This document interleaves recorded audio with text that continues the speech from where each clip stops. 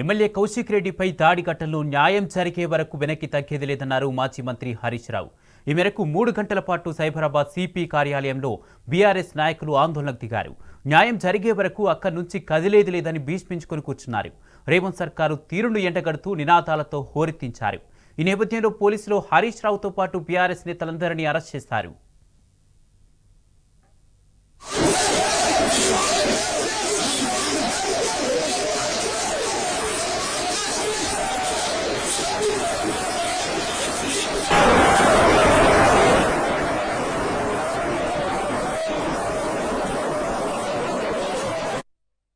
న్యాయం కోసం పోరాడుతున్న బీఆర్ఎస్ నేతలపై పోలీసులు జులుం చేశారు. సిపి ఆఫీసులో బైఠాయించిన బీఆర్ఎస్ నేతలను పోలీసులు అక్రమంగా అరెస్ట్ చేశారు. బలవంతంగా లాక్కెళ్లి వాహనాల్లో కుక్కేశారు. దాంతో హరీష్ రావు చేతికి తీవ్ర గాయమైంది.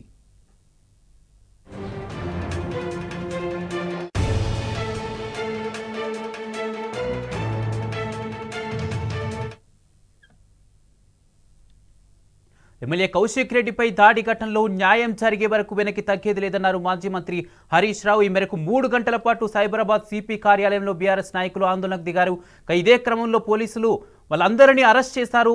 అరెస్ట్ చేస్తున్న క్రమంలో ఇటు హరీష్ రావు చేతికి కూడా గాయమైనట్టుగా తెలుస్తుంది. దీనికి సంబంధించి పూర్తి అప్డేట్స్ మా ప్రతినిధి భాస్కర్ అందజేస్తారు. భాస్కర్, హరీష్ రావు చేతికి గాయమైన పరిస్థితి ఎలా ఉంది ప్రస్తుతం? పూర్తి అప్డేట్స్ ఏంటి? హరీష్ రావు చేతికి గాయమైంది. హరీష్ రావుని ఒక వాహనంలో మరికొంతమందిని వేరే వాహనంలో తరలిస్తున్నారు పోలీసులు. 2 వాహనాలను ఓఆర్ఆర్ మీదుగా తీసుకెళ్లి ఒక వాహనాన్ని శ్రీశైలం వైపు తీసుకెళ్లారు, మరో వాహనాన్ని కొందరుకు వైపు తీసుకెళ్లారు. ఎక్కడికి తరలిస్తున్నారు, ఎక్కడికి తీసుకున్న వరకు క్లారిటీ లేదు. కాకపోతే హరీష్ రావును తీసుకొని అరెస్ట్ చేస్తున్నటువంటి క్రమంలో మాత్రం హరీష్ రావు చేతికి గాయమైంది. కావాలని ఆయనను లిఫ్ట్ చేసేటువంటి క్రమంలో ఆయనను పట్టుకొని తీసుకొస్తూ మళ్ళీ కావాలని వదిలిపెట్టి కిందకు వదిలిపెట్టారు. దీంతో ఆయనకు ఎడమ చేతికి పూర్తిగా గాయమైంది. ఆ గాయంతోనే మళ్ళీ ఆయన ఎత్తుకొని డీసీఎంలో వేసి తీసుకెళ్తున్నటువంటి పరిస్థితి కనిపిస్తుంది. మాజీ మంత్రి హరీష్ రావు, వేముల ప్రశాంత్ రెడ్డి, ఎర్రబెల్లి దయాకర్ రావు, గంగుల కమలాకర్, అదేవిధంగా కుత్బుల్లాపూర్ ఎమ్మెల్యే వివేక్ గౌడ్, ఎమ్మెల్యే చంద్రపూర్ రాజుతో పాటు ఎమ్మెల్యే పల్లా రాజేశ్వర్ రెడ్డి, చాలా మంది, మొత్తం 10 మంది ఎమ్మెల్యేలు దాకా ఉన్నారు. వాళ్ళను వేరు వాహనాల్లో ఎక్కించి తీసుకెళ్తున్నారు. వాళ్ళతో పాటు కౌశిక్ రెడ్డి, అదేవిధంగా ఆర్ఎస్ ప్రవీణ్ కుమార్ ఇద్దరు కూడా గచ్చిబౌలి పోలీస్ స్టేషన్లో ఉన్నటువంటి డీసీపీ కార్యాలయంలో ఫిర్యాదు ఇవ్వడానికి వచ్చారు. అదేవిధంగా మిగతా ఇద్దరు మాత్రం, ఈ ఇద్దరిని మినహాయిస్తే మిగతా అందరినీ మాత్రం వివిధ పోలీస్ స్టేషన్లకు తరలించారు.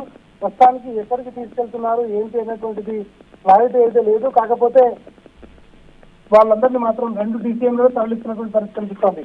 కేవలం కౌశిక్ రెడ్డి ఇంటి పైన దాడి జరిగినటువంటి క్రమంలో దాడి చేయడానికి వచ్చినటువంటి గాంధీని పట్టించుకోకుండా గాంధీ విషయంలో ఒక రకమైనటువంటి న్యాయము, కౌశిక్ రెడ్డి విషయంలో ఒక రకమైనటువంటి న్యాయము, సిపిని కలవడానికి వస్తున్నటువంటి సందర్భంలో హరీష్ రావు టీఆర్ఎస్ ఎమ్మెల్యేలపై ఒక రకమైనటువంటి న్యాయం.